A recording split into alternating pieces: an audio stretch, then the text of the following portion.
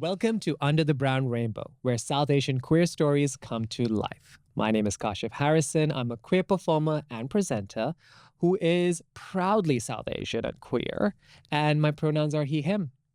Today on the show, we have someone that spreads positivity. Wherever you see them, you go like, wow, how is this person spreading all of that positivity out?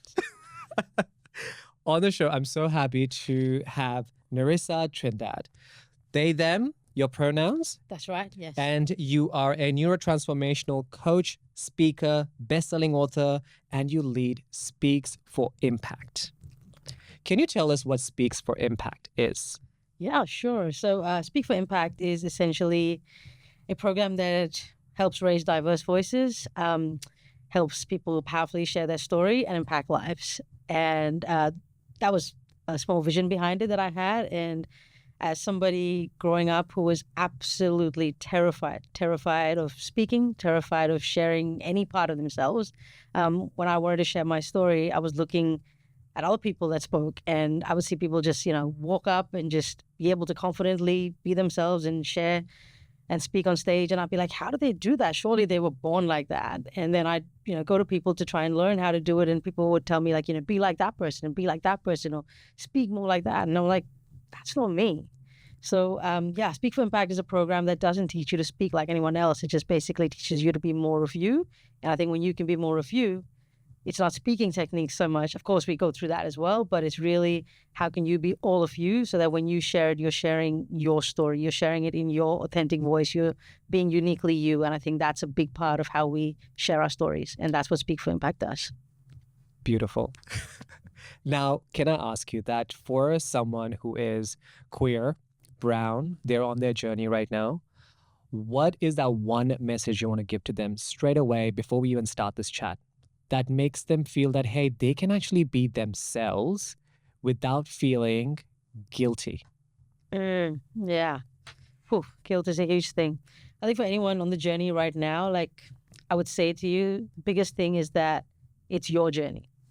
It's not my journey. It's not Kashif's journey. It's not anyone else's journey. And I think sometimes that journey can be pressured, and there's so much of there's stereotypes, there's obstacles, there's things we should do, shouldn't do. We live in a very binary world of good and bad, white, black, right, wrong. And I think it's important for each person to know that their journey is their part. There's no timeline on it. There's no, I need to be here in a certain year or I need to be here in 5 years' time. It's about taking your time. I think feeling safe in who you are, in the spaces that you are so important. And I always say, check in with your internal compass.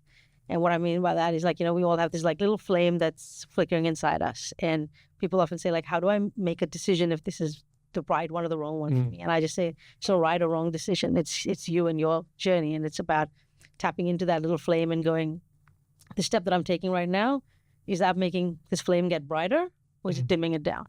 And if it's getting brighter, take that step. But if it's dimming it down, check in and ask why. And I think that's the journey that people need to take, however they're operating, wherever they're going, because it's unique to them. That is beautiful. Now, I remember the first time I think you popped up on my Instagram feed. It was one of these motivational talks that you do. And the best thing that I love about you is that you're so humbling and kind and natural and you speak to the person who's watching that video, reel, or, wherever that is posted. See, you wear so many hats, okay? So let's just go through them right now. So you're an author, right? A neuro-transformational coach. You're a speaker. And if I'm going back to the author, role that you do, you're one of the best-selling author, right? Amazon bestseller. Hey, there you go. It's there. Now, how did your journey lead you to embrace all these roles? How did that come through? Sometimes I don't even think that's me. I have to check myself to hear that's actually my introduction or my bio, because if growing up, if you told me that's what I'd be doing or that's who I'd be absolutely no way. My journey and my story was so far from anything that is my reality today. I grew up in India, and growing up was told that everything about me was wrong, that I shouldn't walk like me, talk like me, speak like me, dress like me, nothing. I was literally told that being me was wrong. And I was bullied at school. I was misunderstood at home, and I didn't have any space to turn to to even ask the question of, if I shouldn't be me, then like, how do I not be me, or what else can I be? Like, there was just no avenue or no outlet to explore any part of me. And over time, I just shut down. I say I turned off the light in my room, and then I turned down the light in me. And I lived a version of what everybody else thought I should be. And how I started seeing that in my life was through a series of failure. Like, I failed in school, I failed in college, I failed in relationships, I failed in life. And over time, like, I realized I had become everybody else's narrative. Like, I'd become the version that everybody else wanted me to be. And when I looked in the mirror, I didn't recognize me, because all I was hearing was, don't be me. And the only question I had was, if I can't be me, who else can I be? And that question led me down a path of self-discovery. And I realized, I got to the point where I was like, I can no longer lie to myself. I can either step out and be this version of who I, at that point, think I am, who I think I can be, or like, die to this version of what everybody else thinks me to be. And I was like, look, I'm just going to want to say, this is me. And yeah, from that point, it was just a little bit more of just self-discovery and a journey of like personal transformation that I went on. And each time I took a step and I saw the change that happened in my life, I saw, it was almost like taking off layers, because as we grow up, there's so many layers that are put on, generational, societal, like there's layer upon layer, like religious stuff. And each time a layer removed, I saw a little bit more of me come out. And I liked that little bit more, that version that came out. I'm like, this feels right. Like, every time I test this version of me, this feels a little more comfortable. It feels a little better. And so I just kept building on that. And then once I got to the point where I'm like, yeah, this is who I am. And I think that's still a continuous journey. I was like, now how can I help someone who's, 2 years back to where I was, or 5 years ago, or how can I help? How can I do something to help the 10-year-old version of me, or 13-year-old version of me? Like, what would that person need? And I think going through my own personal transformation journey is what led me to become a transformational coach, what led me to, launch programs like Speak for Impact or Say Yes to You, which is another program that I run, which allows people to be all of who they are. Yeah, and even when writing the book, I mean, the first book was simply just go out and tell your story. And it was absolutely terrifying, because my first book is called Growing Through How Coming Out Transformed My Life. When I started writing it, my sister even like read a bit, and she's like, this is your story. Like, who's going to care about your story? And I'm like, ouch, thank you. But when I decided to share it, it was just, hearing people that I've never met on some other continent just send me like messages going like, thank you so much for sharing it. Like, that resonates with me. That's what I felt growing up. It kind of just told me that, we've all got different journeys, but we share the same emotions. Like, emotions and connection is what connects us. And I think when you hear that and you know that, sharing my story is not about my experience. It's about what can somebody else take from that, and how can it impact or inspire someone else to know that no matter where they start in life, it doesn't have to be there. Like, they have the power to do whatever they want to do to change that. And each day we get to rewrite and recreate who we get to be. So, yeah. See, that's beautiful, by the way. And I will use the word beautiful, positive. Oh my God, I'm enlightened. A lot in this interview, I can tell already. Now, Nerissa, this is a question which I feel like is really going to inspire a lot of the queers growing up out there who don't identify in a certain gender box, if I may say so. How was it growing up queer for you? Where was that moment when you realized you were different? You had to change something within you, or something didn't feel right. What was that moment? Thinking back, like, I don't think there was a moment. I think there were multiple little moments. And it's so interesting, because when you're growing up in a society that tells you that you like just can't be queer, like, I grew up a time where like you couldn't be Indian and queer, or Indian and gay, as I used to say it, and you couldn't be like Indian Christian.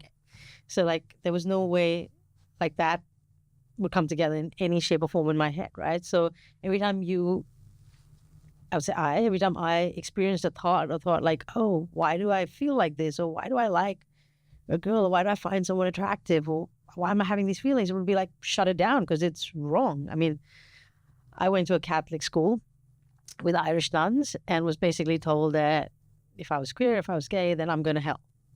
So I was like, you put one step wrong and that's it. Like, you're going to burn in hell. Like, and growing up, I grew up in a very religious family. I had Catholic on one side, Anglican on the other side. I went to church twice. On the weekend, I went to Sunday school. There was like no room to explore any of this. So I think growing up, it was always like, this is not a possibility for you. Yet internally, as you grow up, you're like, wait, why am I having all these feelings? And that constant question of right or wrong, good or bad, am I going to be punished? Am I going to be outed? I don't know if you experienced this or people listening might, but growing up in the time when I did in the 80s, there was no concept of this is what being gay means or this is what being queer means. So you almost question like why you have the feelings, but you don't even know that those feelings necessarily mean that you're queer or gay or whatever term you want, right? So there's no understanding of what language even to use to put into words the feelings that you're having, and there's no one to articulate those feelings to. So I think it becomes quite a lonely existence, like quite an internal existence. And for me, it constantly felt like my internal was fighting with my external.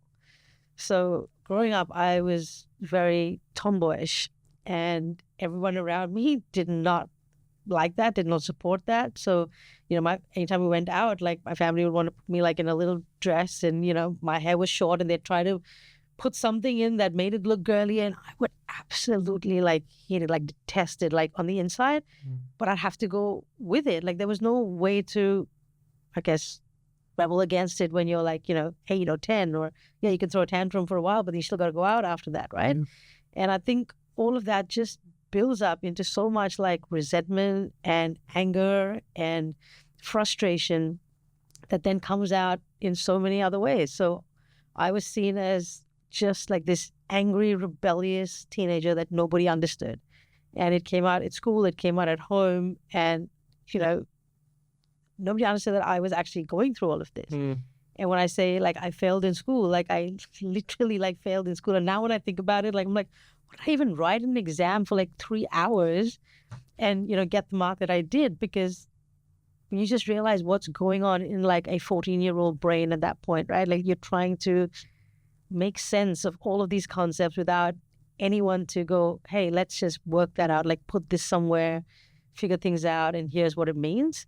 So I think there were just all of these little moments that gave me insights into who it was. I was seeing girls back then. I dated a guy once and then went, no, that's not. Maybe this is not the journey for me. This is not the journey for me, clearly. I mean, he was a lovely guy. We were like best friends, and I think it should have just stayed that way.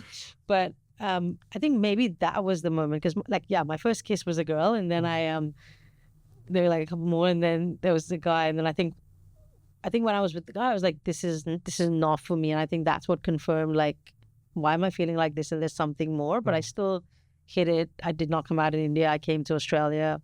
I was here for a long period of time. And I think I had to feel, when I talk about safety and security, I think I needed to feel safe in myself before I could explore my identity.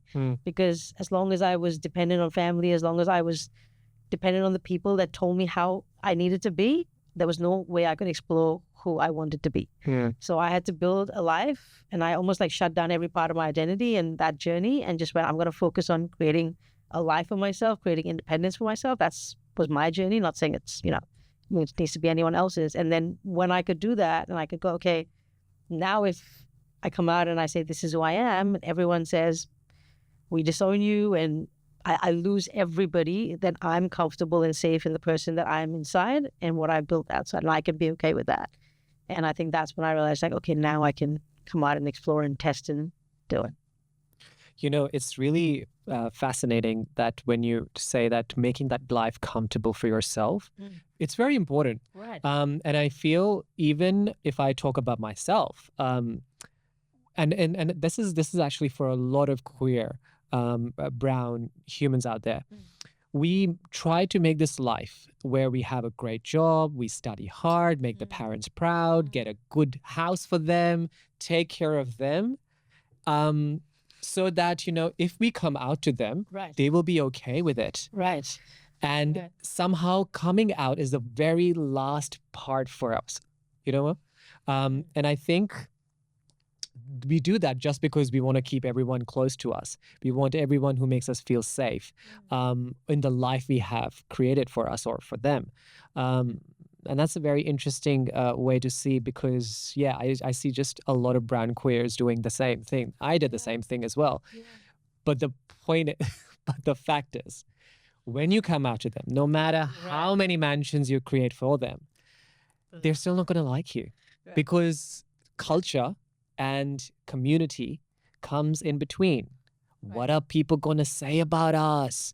Aren't you going to marry a boy? Aren't you going to marry a girl? What about our grandkids? Right. Now, and it's so interesting you just said that, because as you were saying it, like, what are they going to say about us? And I wonder if subconsciously that's why we do all the things that we do before we come out. Because then, like, even if they say what they're going to say about us, we're like, but look, I have the career, I have the, I've done all this stuff. Now I can go be me. Because, like, and I think it's almost like we're conditioned into, I have to tick certain boxes before I can explore me. Like, we're conditioned into not putting ourselves first. And I think even like growing up in India and like culturally, this thing around like just the desire to be who we want to be, or like even explore sexuality or gender, it's almost like shunned upon. Like that's like the last thing that happens. Like you tick all of these boxes. Like you go to school, you get the degree, you get, you build a house, you start the business, whatever that is.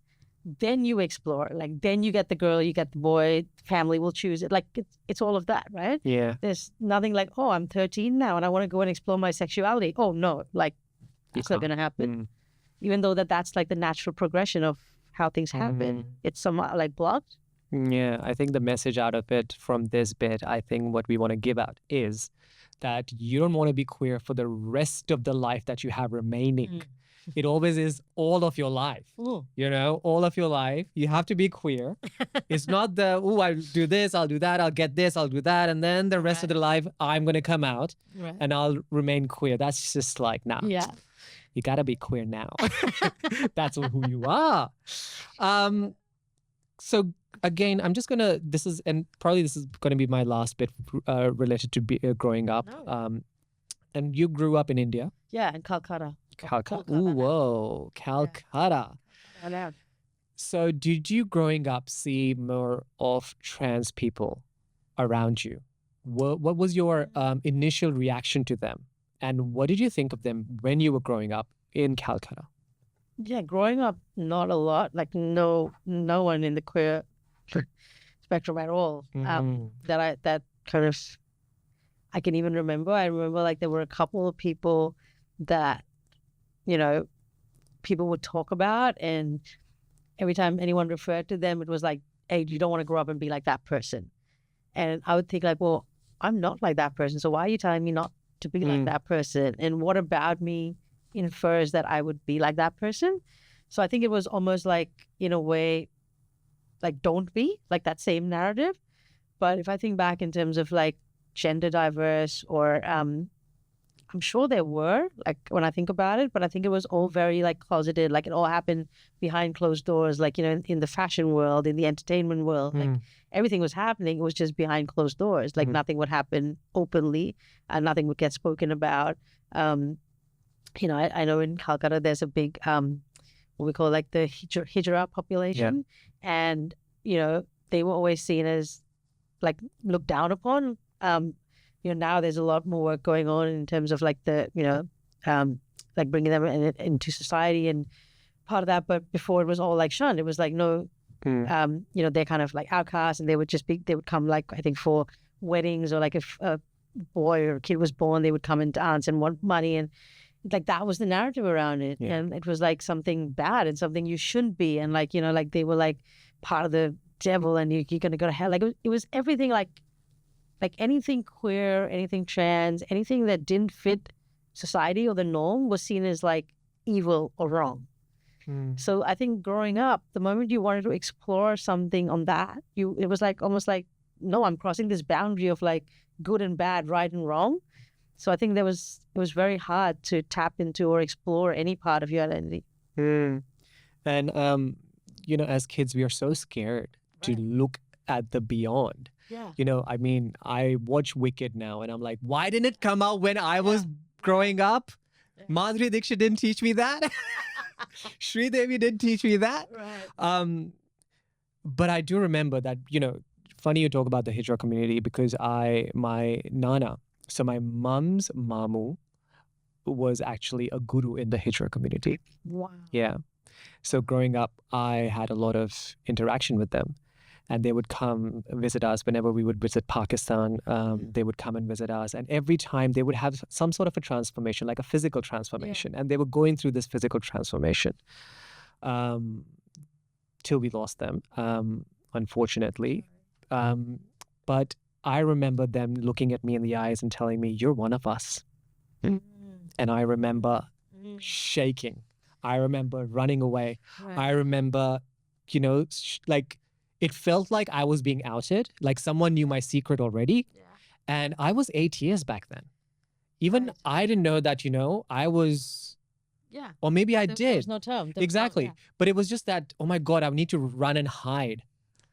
And that I need to run was and hide. exactly. Yeah. Yeah. And that, interesting. I mean, like I feel like they were one of the first humans who actually told me that I was queer. Oh. Yeah, just when you said like run and hide, like it's almost like the absolute opposite of out and proud, right? Like now, like we see all that, and you want to be part of it, right? You want to be part of the celebration. You want to be, I mean, you know, if that's who you are, then. But back then, the moment someone like even remotely thought like you were queer or trans or anything, it would be like, no, like that can't be me. Like, what about me is giving out that vibe? Like, if I think back to similar, like when I was bullied in school, because people would, you know, just say openly that I was gay because it was used as a derogatory term, right, back then. And you'd almost be like, what about me is giving off that? And what do I need to do to not be that? Yeah. That same run and hide. Like, yeah, it's so interesting. And then you go through this whole journey of then, I say taking off the layers and putting back, like almost like unbecoming and unlearning everything that we've been taught to then become this, go back to, not even become, but go back to the version of who we were before the world told us who we should, you know? Yeah.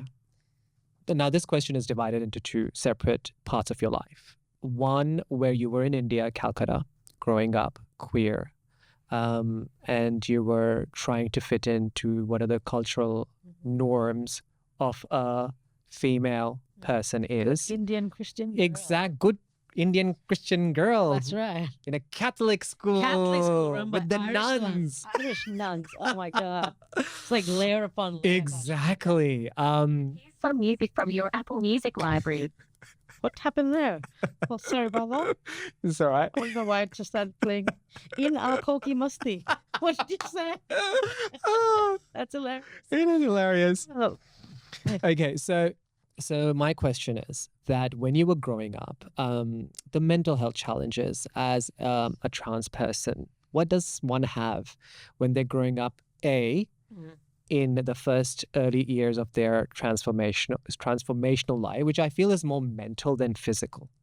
And then B, when you're in Australia and the physical part of it, Right. the physical transformation of it. Right. So what are the mental health challenges that you, experienced? Yeah, And if you would like to share with us. Yeah. I mean, look, I didn't explore any of the gender identity side of it till much later. So I'll talk to kind of probably the sexual identity first and then gender identity later, because growing up, now we can talk on the basis of gender and sexuality, but growing up, it was just, everything was together. There was no differentiation even as to what is what or how do you talk about that, right?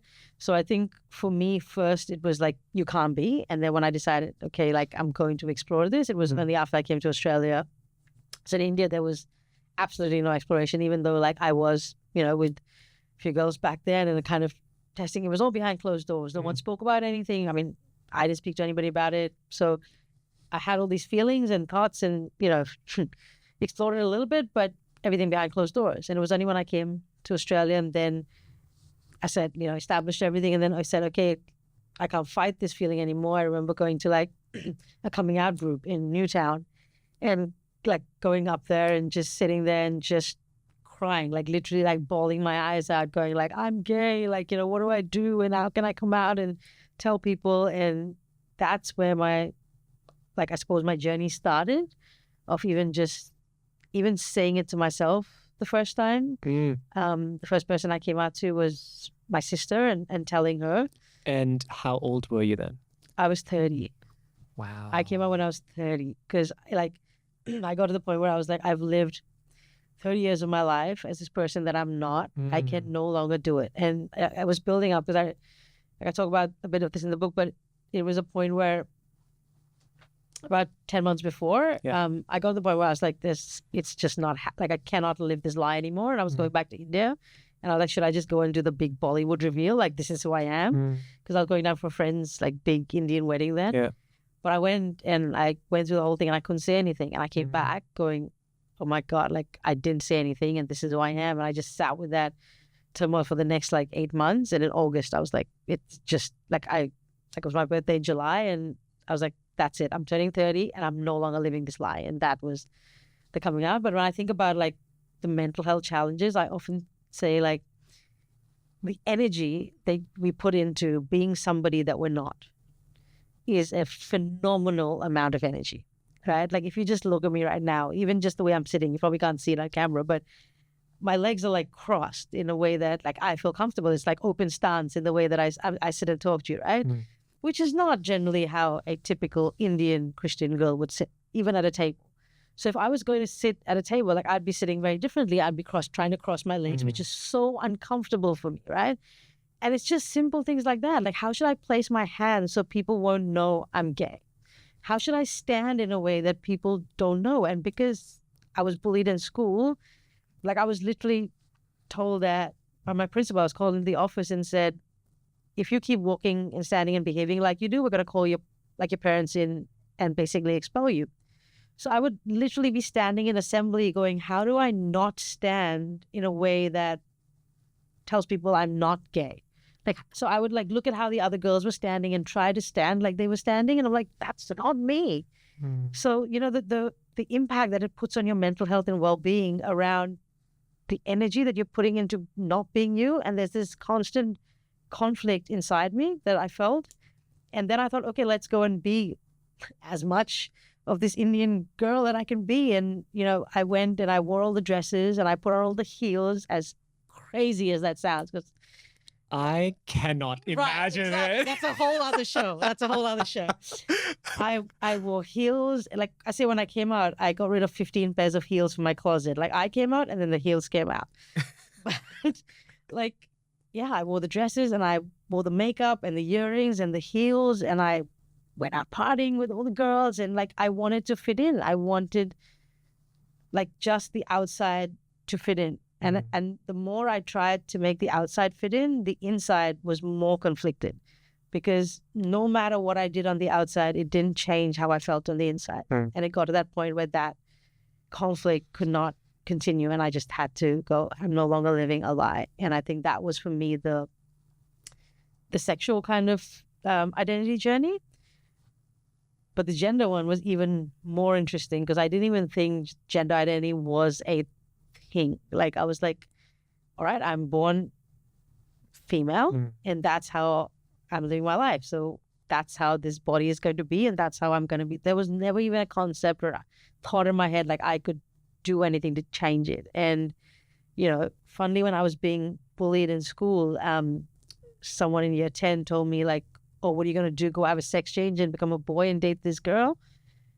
And it really threw me. Like it really threw me as like a 14-year-old then because there was no concept of anything like that discussed at that time. And that kind of stayed with me like for a long time. And I was like, but it wasn't how I identified because I didn't identify as a boy. I didn't want to be a boy and I didn't want to not be a girl.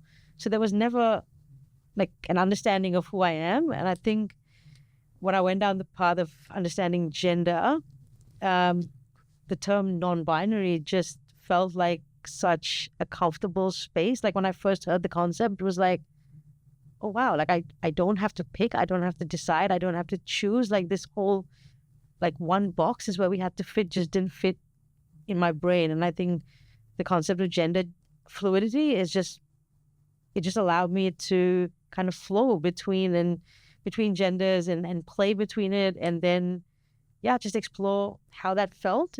And I think when I start talking about gender, I talk about it in a term of expression, because fashion and how we show up and the clothes we wear is so much a part of ourselves, and it doesn't matter about what parts you have or not. It's how you want to express that identity. And when I went down that path,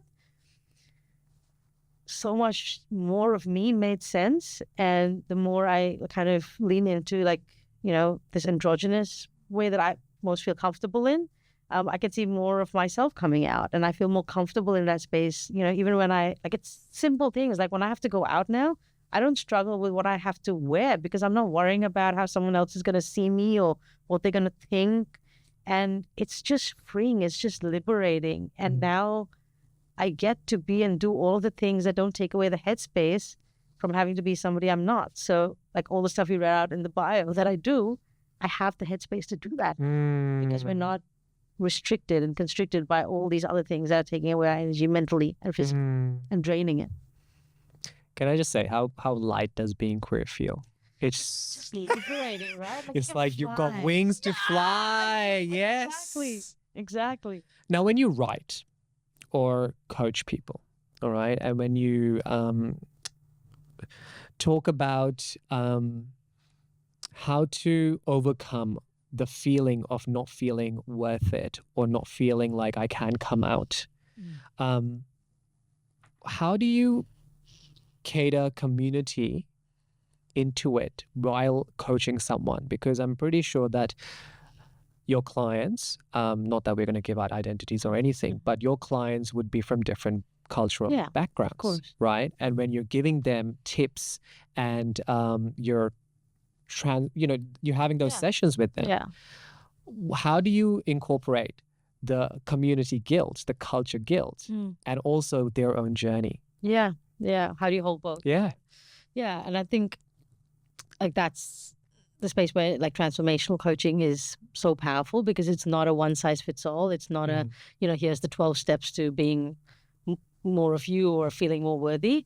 It's really meeting each person where they're at and then understanding where they've come from, what their journey is at, and what that best path is for them, not for me. But I think when you're holding, walking your own path, but also navigating that of society or culture or, traditions, religious, whatever that may be, it's understanding the duality of perspective, I think, is really, really important. Yeah. Understanding that you can have a view, that you can have a perspective, and then someone else, for example, parents, society, the world, can hold a different view of that.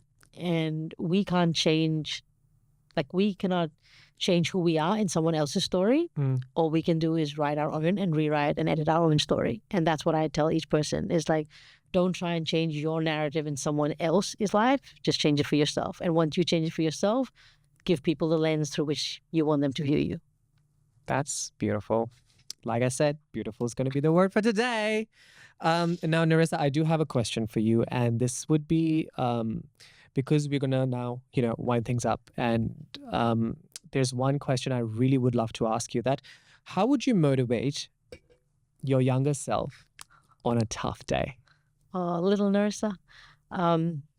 Looking back, I would probably just tell them to just get up and be themselves. Don't be anyone else. Just get up and don't try to do something perfect. Just do it because you can do it. Do it because you're the only one that can do it the way you can do it.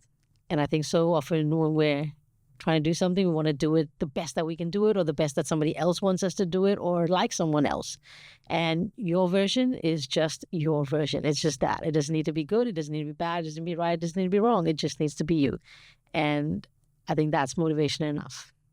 Nerissa, thank you so much. It was a pleasure having you under the brown rainbow.